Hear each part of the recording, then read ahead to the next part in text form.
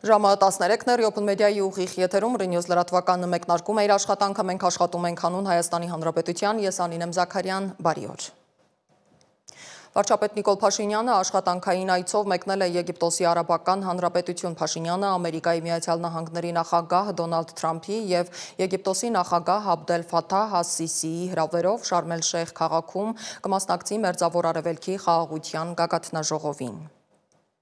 Մինչև այդ Փաշինյանը հերթական անգամ արտահրավեր է նետել նախկին նախագահներին, վարկածներ շարադրելով Արցախյան խնդիրը վերջնականապես լուծած չլինելու իր պատկերացրած պատճառների մասին։ Ինչու Հայաստանի նախկին 3 ղեկավարները կյանքի չեն կոչել Ղարաբաղի հարցի իրենց իսկ նկարագրած հոյակապ լուծումները։ Հարցրել է Փաշինյանը եւ ինքն էլ պատասխանել իր հարցադրմանը, նշելով իր տարբերակները։ Առաջինը, որ նրանք ցուցաբերել են հանցավոր անգործություն,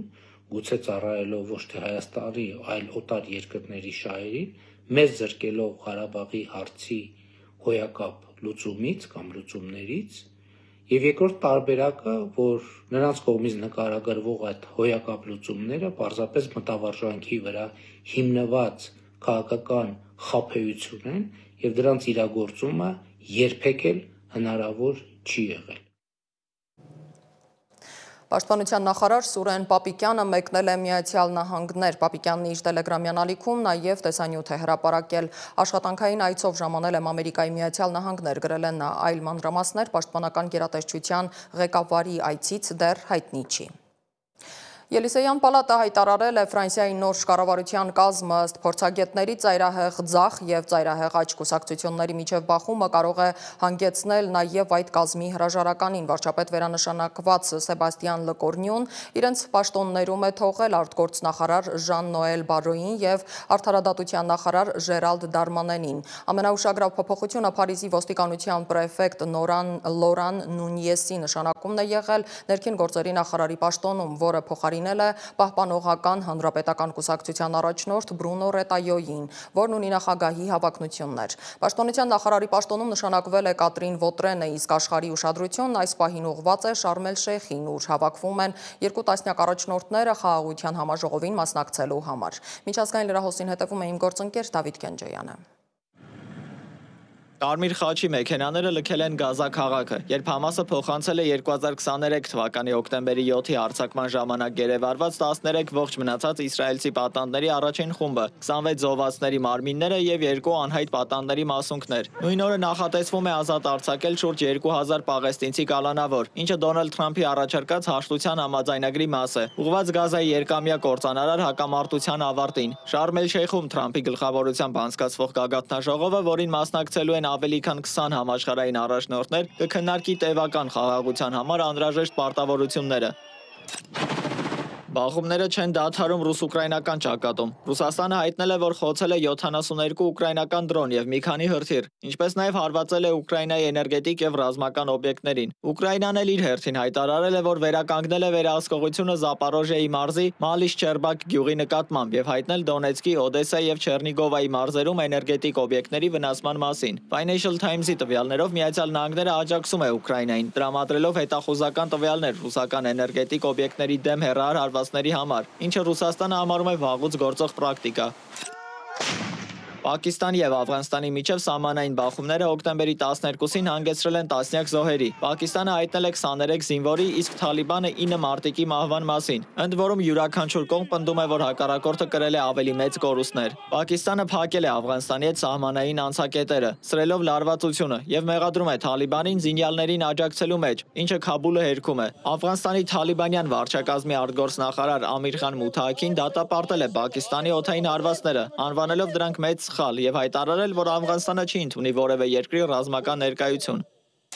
Թենեսի նահանգում պայթուցիկ նյութերի գործարանում տեղի ունեցած պայթյունը խլել է առնվազն 16 մարդու կյանք։ Փրկարարներին չի հաջողվել հայտնաբերել ողջ մնացածներ, հայտնել են տեղական իշխանությունները։ Պայթյունը տեղի է ունեցել Accurate Energy System ընկերությունում, Նեշվիլից հարավ-արևմուտք։ Դրա պատճառները դեռ հետաքննվում են։ Թենեսի արտակարգ իրավիճակների կառավարման գործակալությունը հորդորել է խուսափել տարածք այցելելուց, ապահովելու փրկարարների անվտանգ եւ արդյունավետ աշխատանքը։ Իսկ ընկերությունը ստեղծել է աջակցության կենտրոն տուժածների ընտանիքներին օգնելու համար։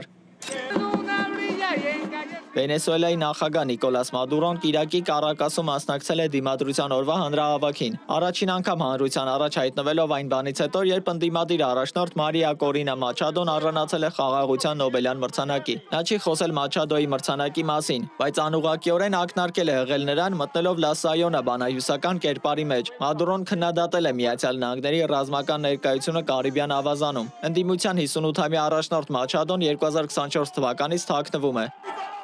Դավիթ Գենջոյան, Ռիոփն մեդիա։ Վրաստանի խորհրդարանի խոսնակ Շալվա Պապուաշվիլին մեղադրել է Եվրոպական միությանը Թբիլիսիում փողոցային պատերազմներ հրահրելու մեջ։ Չգիտեմ, թե որքանով են Եվրամիության մայրաքաղաքներում գիտակցում, որ խաղաղության նախագիծը գնալով ավելի է նմանվում պատերազմի նախագծի, բայց փաստը մնում է փաստ, Թբիլիսիի փողոցային պատերազմների հետևում կանգնած է Բրյուսելը, ասել է Պապուաշվիլին։ Հիշեցնեմ, հոկտեմբերի 4-ին Վրաստանում կայացած տեղական մարմինների ընտրություններից հետո ամեն երեկո Թբիլիսիում ընդդիմության բողոքի ցույցեր են անցկացվում։ Բաքվում մեկնարկել է Ադրբեջանի, Ռուսաստանի և Իրանի կառավարությունների ներկայացուցիչների եռակողմ հանդիպումը, քննարկման առանցքում են տրանսպորտի, էներգետիկայի և մաքսային ոլորտներում համատեղ նախագծերի իրականացման հարցերը։ Ադրբեջանի փոխվարչապետ Շահին Մուստաֆայևն ընդգծել է Բաքվի հանձնառությունը բարիդրացիության, փոխանբռնման և իրավահավասար գործընկերության սկզբունքներին ինչպես Իրանի, այնպես էլ Ռուսաստանի հետ հարաբերություններում։ Այս ձևաչափով հանդիպումը առավել հետաքրքիր է այն համատեքստում, որ Բաքուն վերջին շրջանում խնդրահարույց թեմաներ ուներ ինչպես Ռուսաստանի, այնպես էլ Իրանի հետ։ Մինչև այդ Կրեմլի խոսնակ Դմիտրի Պեսկովն էր հայտարարել, որ թեև վերջին շրջանը ռուս-ադրբեջանական հարաբերություններում լավագույն պահը չէր, այդուհանդերձ կապն ամբողջովին չէր ընդհատվել, ակնարկելով, որ այն կարող էր և խզվել։ Արամուսի սահմռկելի սպանությունը բացահայտվել է։ 3 Կոտայքի ոստիկանությունն ահազանգ էր ստացել, որ Արամուս բնակավայրի վարչական տարածքում գտնվող դաշտամիջյան հատվածում տղամարդու և կնոջ դիեր կան։ Նախնական տեղեկություններով սպանությունը կատարել է Արամուսի 61-ամյա մի բնակիչ։ Նա իր անունով հաշվառված որսորդական հրացանով կրակոցներ է արձակել ամուսինների, Արամուս գյուղի բնակիչներ 64-ամյա տղամարդու և 59-ամյա կնոջ ուղղությամբ։ Կասկածյալը ձերբակալվել է, հայտնաբերվել է նաև հանցագործության գործիք հրազենը։ Շաբաթավերջին Հանրապետությունում տեղի են ունեցել էլի մի քանի աղմկոտ սպանություններ ու բռնություններ, Աբովյանում հրազենի գործադրմամբ, իսկ Չարենցավանի եկեղեցում հոգեհանգստի պահին 1 մարդ էր մահացու դանակահարվել։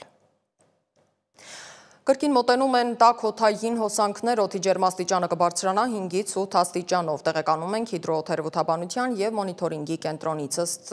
այս կենտրոնի մեր երկիրը գտնվում է արևմուտքից ներթափանցած ցիկլոնի ազդեցության գոտում, շրջանների մեծ մասում դիտվել են տեղումներ, բայց այսօր երեկոյան ժամերից այդ ցիկլոնն ամբողջությամբ դուրս կգա Հայաստանի տարածքից, իր տեղը զիջելով կրկին հարավ-արևմուտքից ներթափանցող տաք օդային հոսանքներին։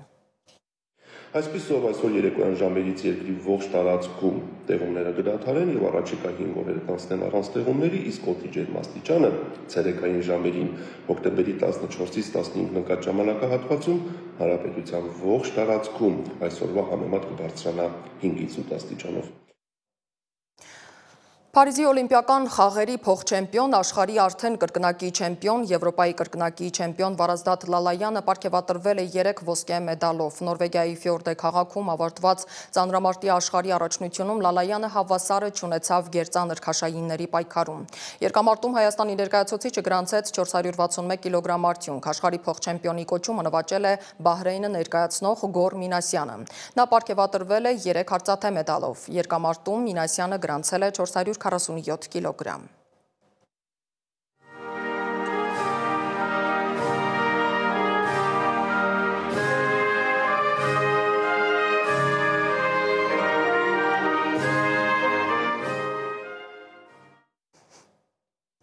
Հայաստանի ազգային հավաքականը ժամանել է Դուբլին, որտեղ վաղը հոկտեմբերի 14-ին աշխարհի առաջնության որակավորման փուլի 4-րդ տուրում կհյուրընկալվի Իռլանդիայի ընտրանուն։ Հոկտեմբերի 11-ին Հայաստանի ազգային հավաքականը F խմբի 3-րդ տուրում հյուրընկալվելիս 0-2 հաշվով պարտվեց Հունգարիային։ Այս խաղից հետո Հայաստանի ընտրանին խմբում 3 միավորով երրորդն է։ Խաղից հետո Հունգարիայի ընտրանու գլխավոր մարզիչ Մարկո Ռոսին ասել էր, որ Հայաստանի հավաքականը լուրջ մրցակից է, ոչ թե այսպես ասած շոկոլադե մերպապեր պատրաստող թիմ։ Նրանք տեխնիկապես հմուտ են, լավ պաշտպանվում են խորքում, արագ հակագրոհում և արդյունավետ են ստանդարտ դիրքերից, ասել էր Ռոսին։ Այսքան այս ժամի համար հիշեցնեմ, որ մեզ կարող եք գտնել սոցիալական բոլոր հարթակներում, մենք աշխատում ենք հանուն Հայաստանի Հանրապետության։ Ես Անին եմ Զաքարյան, կհանդիպենք մեր հաջորդ թողարկման ժամին 17:00-ին առայժմ։